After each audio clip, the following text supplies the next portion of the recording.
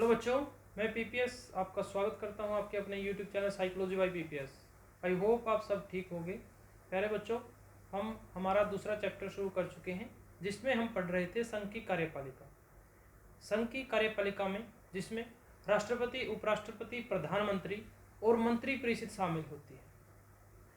इनमें से हम राष्ट्रपति, उपराष्ट्रपति और प्रधानमंत्री के बारे में बात कर चुके हैं। आज का हमारा क्वेश्चन है मंत्रिपरिषद। तो शुरू करते हैं आज का हमारा क्वेश्चन। आज का हमारा क्वेश्चन है मंत्रिपरिषद क्या है और इसका गठन कैसे किया जाता है। मंत्रिपरिषद और मंत्रिमंडल में अंतर बताएं। तो प्यारे बच्चों, जैसा कि आप सबको पता है भाई, किसी भी सरकार को चलाने के लिए उसके 3 अंग होते हैं: विधायिका, कार्यपालिका और न्यायपालिका। विधायिका जो कानून बनाती है, कार्यपालिका जो लागू करती है, मतलब काम को करती है, नीतियों को पूरा करती है, और न्यायपालिका जो न्याय करती है। संघ की कार्यपालिका के में राष्ट्रपति, उपराष्ट्रपति और प्रधानमंत्री के बारे में हम बात कर चुके हैं। उसके बाद हम बात करेंगे आज मंत्रिपरिषद के बारे में। जैसा कि आप सबको पता है, आर्टिकल 74 में हम पहले बात कर चुके हैं इसके बारे में। आर्टिकल 74 में क्या है, वह राष्ट्रपति को परामर्श देने के लिए, सलाह देने के लिए एक मंत्रिपरिषद होगी जिसका अध्यक्ष, मतलब जिसका मुखिया प्रधानमंत्री होगा, और प्रधानमंत्री की सलाह पर ही राष्ट्रपति मंत्रिपरिषद की नियुक्ति करता है। तो इसी के बारे में हम बात करते हैं। चलो देखो, मंत्रिपरिषद क्या है और इसका गठन कैसे किया जाता है। मंत्रिपरिषद और मंत्रिमंडल में अंतर क्या है। देखो, संविधान के अनुच्छेद 74 के तहत राष्ट्रपति को परामर्श देने के लिए एक मंत्रिपरिषद होगी, ठीक है। उसका अध्यक्ष है जो प्रधानमंत्री होगा। राष्ट्रपति बहुमत प्राप्त दल के नेता को प्रधानमंत्री नियुक्त करता है।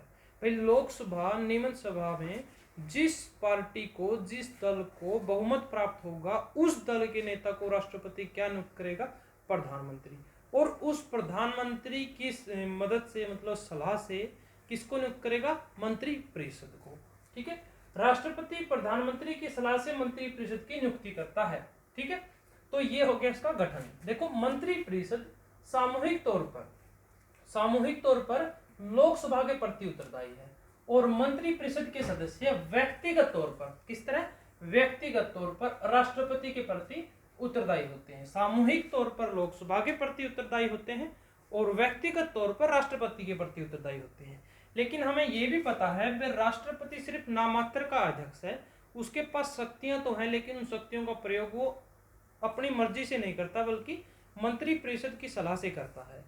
तो जो मंत्रिपरिषद है, अगर उसको वास्तविक स्थिति देखें उसकी, तो वास्तव तौर में वो किसके प्रति उत्तरदायी होती है? प्रधानमंत्री के प्रति उत्तरदायी होती है, क्योंकि प्रधानमंत्री ही मंत्रियों की लिस्ट बनाता है, डिनोट करता है उनको, और उनको राष्ट्रपति शपथ दिलवाता है। मतलब एक्चुअल में किसके उत्तरदायी हो गए? वो प्रधानमंत्री के उत्तरदायी हो गए, ठीक है। उसके बाद हम बात करते हैं मंत्रियों की श्रेणियां। भाई, जो मंत्रियों की श्रेणियां होती हैं वो कितने प्रकार की होती हैं, कौन कौन से मंत्री होते हैं? तो देखो, उनके बारे में हम बात करते हैं। पहला ही है कैबिनेट मंत्री। इंपॉर्टेंट क्वेश्चन है, कैबिनेट मंत्री। उसके बाद है राज्य मंत्री। तीसरा है उप मंत्री। तो 3 प्रकार के मंत्री हो गए: कैबिनेट, राज्य और उप मंत्री। एक मंत्रिपरिषद में शामिल होता है संसदीय सचिव। तो सीधी सी बात समझने की क्या है, वह जो मंत्रिपरिषद होती है वो कैबिनेट मंत्री, राज्य मंत्री, उप मंत्री और संसदीय सचिव, इन चारों के मिलने से किसका निर्माण होता है? मंत्रिपरिषद का निर्माण। और कौन सी मंत्रिपरिषद? वो मंत्रिपरिषद जो आर्टिकल 74 में दी गई है, वह राष्ट्रपति को सलाह देगी, ठीक है। वही मंत्रिपरिषद का उसका क्या होगा? गठन होगा। तो सबसे पहले बात करते हैं हम कैबिनेट मंत्री के बारे में। कैबिनेट मंत्री क्या होता है? देखो, कैबिनेट मंत्री मंत्रिपरिषद के सबसे अधिक महत्वपूर्ण, क्या? सबसे अधिक, मतलब इन चारों में से सबसे अधिक इंपॉर्टेंट, महत्वपूर्ण क्या है? कैबिनेट मंत्री है। इन मंत्रियों को सामूहिक रूप से मंत्रिमंडल, क्या बेटा? मंत्रिमंडल या कैबिनेट कहा जाता है। इन्हीं को क्या कहा जाता है? कैबिनेट मंत्रियों को ही मंत्रिमंडल कहा जाता है, ठीक है। ये महत्वपूर्ण विभागों के अध्यक्ष होते हैं। जो महत्वपूर्ण विभाग होते हैं, जो इंपॉर्टेंट डिपार्टमेंट होते हैं, उनके क्या होते हैं? अध्यक्ष होते हैं। जैसे रक्षा है, देश की रक्षा का जो मामला है, जो विभाग है रक्षा का, वित्त विभाग है, गृह है और रेल है। जो ये इस प्रकार के मुख्य मुख्य जो महत्वपूर्ण होते हैं विभाग, उनके अध्यक्ष होते हैं। कौन होते हैं? कैबिनेट मंत्री होते हैं। ठीक है। देश के शासन के बारे में सभी महत्वपूर्ण निर्णय कैबिनेट द्वारा लिए जाते हैं। पीएम नीति का निर्माण क्या है? जो प्रधानमंत्री नीति का निर्माण करेगा, कोई भी नीति बनानी है, ठीक है, कोई कानून बनाना है, तो इन मंत्रियों की सलाह से ही करता है। ठीक है। किसकी सलाह से? कैबिनेट मंत्रियों की सलाह से करता है। ये मंत्रिमंडल की धुरी होते हैं। धुरी मतलब आपने देखा होगा, जैसे एक पहिया हो गया, ठीक है, पहिए में क्या होती है? बीच में धुरी, और उसी के सहारे क्या होता है? वो पहिया घूमता है, चलता है। ठीक है, उस धुरी के सहारे। मतलब क्या हो गया? इस सारी मंत्रिपरिषद में क्या होगी? धुरी का काम करेंगे, क्योंकि बाकी जो है वो ये धुरी होगी, इसके चारों तरफ, इसके आसपास ही इसके सहायता से, मतलब इसकी सहायता के लिए काम करेंगे। क्या करेंगे? इसके अकॉर्डिंग ही काम करेंगे, या ये कह सकते हैं हम। उसके बाद आता है राज्य मंत्री। ये मंत्रिपरिषद की दूसरी श्रेणी, ये पहली श्रेणी, ये दूसरी श्रेणी के मंत्री होते हैं। ये कैबिनेट के सदस्य नहीं होते। ये क्या है? राज्य मंत्री कैबिनेट के सदस्य नहीं होते, न ही ये कैबिनेट की बैठकों में बुलाया जाता। न तो ये सदस्य होते कैबिनेट के, न ही इनको कैबिनेट की संसद बैठक में बुलाया जाता है। परंतु यदि इनके विभागों से संबंधित किसी समस्या पर विचार किया जा रहा हो तो इन्हें विशेष आमंत्रण पर बुलाया जाता है। देखो, जो राज्य मंत्री होते हैं वो अपने विभाग के अध्यक्ष होते हैं। क्या होता है? ये महत्वपूर्ण विभाग के अध्यक्ष होते हैं। जो मुख्य विभाग होते हैं, जैसे रक्षा मंत्री, रक्षा है, वित्त है, गृह है, ठीक है, ये महत्वपूर्ण विभाग के अध्यक्ष होते हैं। लेकिन ये भी अपने अपने विभाग के, मतलब विभाग तो हैं लेकिन कम महत्वपूर्ण, उनके अध्यक्ष होते हैं, मतलब अपने अपने विभाग के अध्यक्ष होते हैं। तो ये क्या करते हैं? ये कैबिनेट के न तो सदस्य होते हैं और न इनकी बैठकों में भाग लेते हैं, लेकिन भाग ले सकते हैं। लेकिन कब? जब इनके रिलेटेड भाग है, जो इनसे संबंधित विभाग है, और उसमें कोई समस्या है और उस समस्या पर विचार विमर्श किया जा रहा है, तो इनको कैबिनेट मंत्री, मतलब इसकी बैठक में विशेष आमंत्रण के द्वारा, इनविटेशन के द्वारा बुलाया जाता है। तभी ये कैबिनेट की बैठकों में भाग लेते हैं, अदरवाइज नहीं लेते हैं। तीसरा है हमारा उप मंत्री। ये सबसे छोटे दर्जे के मंत्री होते हैं। क्या होते हैं? सबसे छोटे दर्जे के मंत्री होते हैं। ये किसी स्वतंत्र विभाग के अध्यक्ष नहीं होते। ठीक है, स्वतंत्र विभाग के अध्यक्ष नहीं होते, मतलब इनका कोई विभाग नहीं होता। ये कैबिनेट तथा राज्य मंत्रियों की सहायक के रूप में कार्य करते हैं। इनका मतलब काम क्या है? कैबिनेट मंत्री और राज्य मंत्री है, उनका सहायता प्रदान करना। ये कैबिनेट की बैठकों में भाग नहीं लेते। उप मंत्रियों का मुख्य कार्य संसद में पूछे गए प्रश्न, ठीक है, इनका कार्य क्या है? वह जो संसद में प्रश्न पूछे गए हैं का मंत्रियों की ओर से, किसके? इन मंत्रियों की ओर से उत्तर देना है। क्या है? उत्तर देना है। और सरकारी बिल है जो को पास करवाने में सहायता करना है। इन मंत्रियों की तरफ से संसद में उत्तर देना है और सरकारी बिलों को पास करवाने में सहायता करना है। कैबिनेट तथा राज्य मंत्री द्वारा सौंपे गए कार्य, वह जो भी कैबिनेट और राज्य मंत्री कार्य सौंपेगा तो ये उप मंत्री क्या करेंगे? उनका निरीक्षण करेंगे और उनकी रिपोर्ट, निरीक्षण करके उनकी जांच करके उनकी रिपोर्ट देना इनका कार्य, इनको रिपोर्ट देंगे। ठीक है, तो उप मंत्री सीधी सी बात क्या है? तीसरी श्रेणी के हो गए। और इनकी स्थापना, मतलब नियुक्ति इसलिए की जाती है ताकि कैबिनेट और राज्य मंत्री की सहायता कर सके। ठीक है, तो तीसरा है संसदीय सचिव। देखो, इन तीनों श्रेणियों के अतिरिक्त संसदीय सचिव को भी मंत्रिपरिषद में शामिल किया जाता है। वास्तव में ये न तो किसी विभाग के मंत्री होते, ये विभाग के मंत्री नहीं होते, और न ही इन्हें कोई संवैधानिक शक्ति प्राप्त होती। ठीक है, इनका मुख्य कार्य है मंत्रियों को संसदीय कार्यों में सहायता करना। नाम से ही पता चला, देखो, संसदीय सचिव मतलब क्या करेगा? ये मंत्रियों की संसदीय कार्यों में क्या करेगा? सहायता करेगा। इन्हें प्रधानमंत्री नियुक्त करता है और प्रधानमंत्री ही क्या दिलवाता है? शपथ दिलवाता है।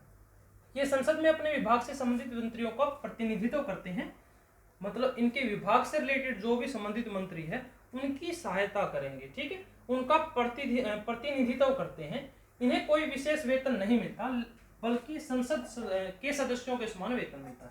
विशेष तौर पर इन्हें कोई वेतन नहीं मिलता, लेकिन संसद के सदस्य के समान इनको वेतन मिलता है। ठीक है, तो ये इन चारों के मिलने से क्या बन गई? अपनी मंत्रिपरिषद होगी। कैबिनेट मंत्री, राज्य मंत्री, उप मंत्री और संसदीय सचिव। अगर सबसे उच्च दर्जे के मंत्री पूछे तो कैबिनेट, जिसे क्या कहते हैं? मंत्रिमंडल भी कहा जाता है। ठीक है, जिसको मंत्रिमंडल भी कहा जाता है। और राज्य मंत्री दूसरी श्रेणी के, उप मंत्री तीसरी श्रेणी के। ठीक है, उसके बाद हम बात करते हैं मंत्रिपरिषद व मंत्रिमंडल में अंतर।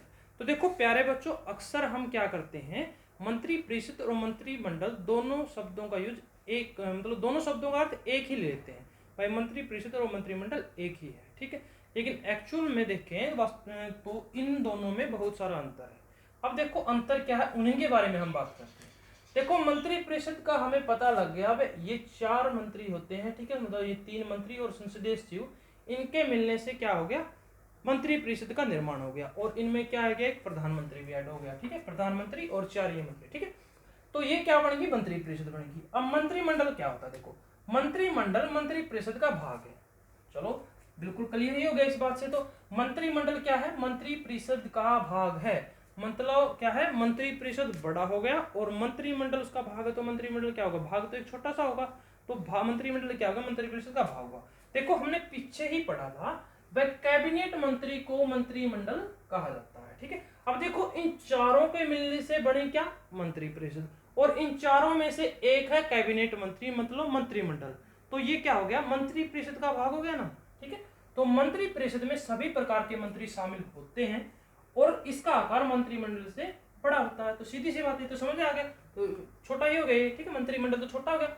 मंत्री परिषद में लगभग 60 सदस्य होते हैं, मतलब लगभग है बेटा ये, ठीक है, कम ज्यादा हो सकते हैं, लेकिन मंत्री परिषद में लगभग 60 सदस्य होते हैं, लेकिन मंत्रिमंडल में लगभग 20 मंत्री होते हैं, ठीक है। मंत्री परिषद में लगभग 60, ठीक है, इसके आसपास होते हैं, और क्या है, मंत्रिमंडल में लगभग 20। देखो हमने कल पढ़ा था एक पॉइंट, क्या पढ़ा था, 2017 की जो उसमें मंत्री परिषद थी उसमें क्या था, हमने पढ़ा था 27, 37 और 9, यही पढ़ा था ना, 27, 37, 9। 27, 37, 9 का मतलब क्या है, 27 कैबिनेट मंत्री थे, 37 राज्य मंत्री थे और 9 स्वतंत्र विभाग मतलब उप मंत्री थे, ठीक है। मतलब टोटल कितने थे, 75। मंत्री परिषद में टोटल कितने सदस्य थे, 75 थे, ठीक है।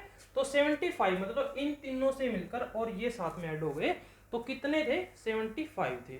लेकिन एट प्रेजेंट की अगर बात करें तो एट प्रेजेंट है बेटा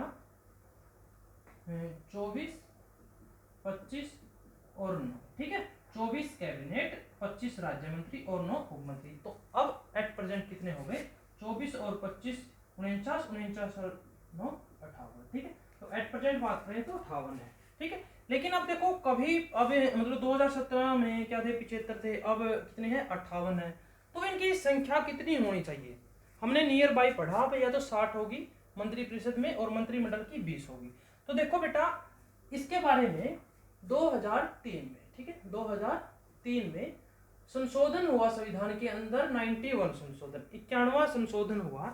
इसमें क्या कहा गया भाई, मंत्री परिषद में सदस्यों की संख्या अधिकतम क्या होनी चाहिए, कितनी होनी चाहिए, वह लोकसभा की, क्या, लोकसभा को आपको पता है लोकसभा क्या होती है, निम्न सदन, ठीक है।